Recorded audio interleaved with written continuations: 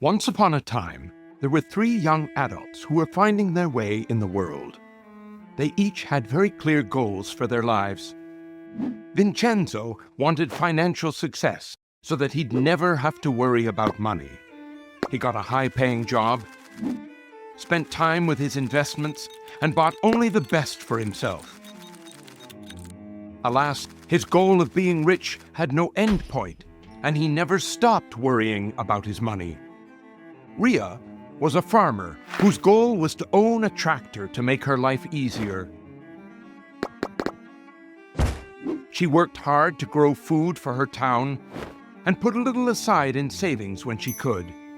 Eventually, she saved enough to buy a second-hand tractor that served her needs. Jerry lived in a country that had a basic income program, which meant a small amount of money came in every month. It didn't pay for much, so Jerry made furniture, beautiful pieces that reflected pride and skill. Jerry's goal was to contribute to the community and be respected. Just like Vincenzo, Ria, and Jerry, we'd all like to be happy and wealthy. But did you know that there are three different kinds of wealth? The kind that probably comes first to mind is money. Money is a number and a belief that it has value, nothing more. It's called virtual wealth because you can't hold a bank balance in your hand. It's just a concept. And being a number, virtual wealth is limitless. More is always worth more. Vincenzo had lots of nice things, but what he never had was enough, because more was always better. Ria also needed money, but for her, it was a tool, not a goal.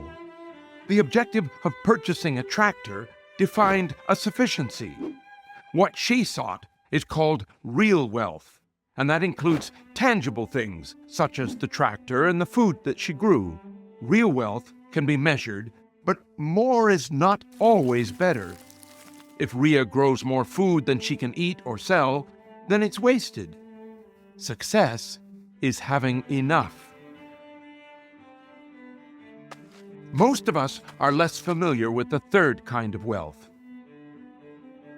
Vincenzo and Ria also wanted to be healthy and feel connected to others, qualitative values that can't be measured by number.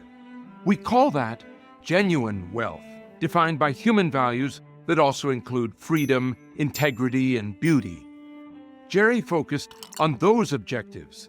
The money was useful, but never part of the ultimate goal.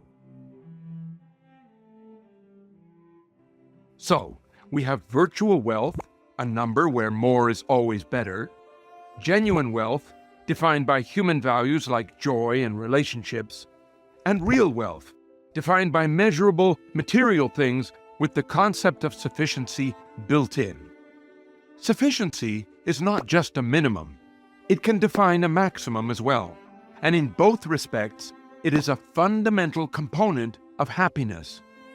For example, sufficient food means that Ria isn't starving, and can also mean that she could not comfortably eat any more. Real wealth and genuine wealth both exist in nature, but virtual wealth is a human invention.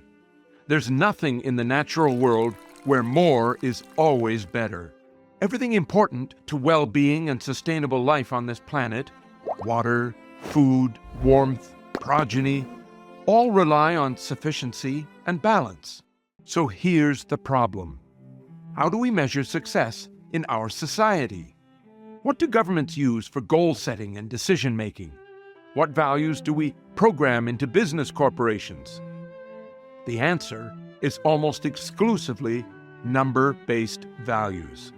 Economic growth, votes, followers, views, likes, financial wealth, square footage, GDP, all embrace a completely false premise that occurs nowhere in nature, that more is always better.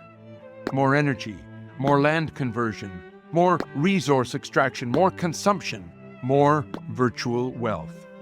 And when that unsustainable value system with no concept of sufficiency is allowed to trump all other values on a finite planet, we actually trigger climate change and global heating. We cause biodiversity loss at extinction rates and pervasive toxic pollution. Our societies acquire crippling social inequities with war and devastation. We get megacorporations creating addictive social media, reprogramming our consumptive behaviors to advance their agenda. Most recently, we unleash energy-voracious artificial intelligence, subverting the very purpose of human lives. It can easily be shown that at their core, all of these challenges have that one catastrophic definition of successfulness in common: more. You might think that the real problem is greed. That's misleading. It's important to understand that greed is excess. Greed can only exist where sufficiency is exceeded. But if the value system society has chosen cannot define enough, there's no line to go beyond. Corporations, for example, are not greedy. They're simply doing what we programmed them to do, maximizing virtual wealth. Unfortunately, as we learned with Vincenzo, since virtual wealth is limitless, there is no maximum. It's a never-ending, unattainable objective. This distinction between number-based and qualitative values is the fundamental conflict of what is called the value crisis. As unbounded valuations of successfulness and virtual wealth assumed precedence throughout society, genuine wealth was increasingly overruled and ignored. Success was not about having enough. It was just about having more. Understanding that fundamental value difference is pivotal to humanity surviving and moving to our next stage of evolution. The value crisis can only be resolved by adopting qualitative goals and restoring the natural importance of well-being, connectedness, and happiness. The most significant implication of the value crisis is this: for all the solutions we discuss for our most pressing global challenges, if we are not addressing the flawed value imbalance that underpins them, then we are not really solving any of the problems. Consider economic growth, a limitless, number-based value that's dependent on resource consumption, with the inevitable production of waste material. On a finite planet, unlimited economic growth is impossible and perilous. A decent standard of living for all, on the other hand, is a qualitative value, which incorporates the idea of having enough. And yes, it is possible to achieve the second without having the first. It's simply a matter of consciously defining success using the values that have governed our evolution for thousands of years. So, what became of our friends? It so happened that Vincenzo came across a sideboard crafted by Jerry. He loved the artistry and tried to convince Jerry to mass-produce them in a factory.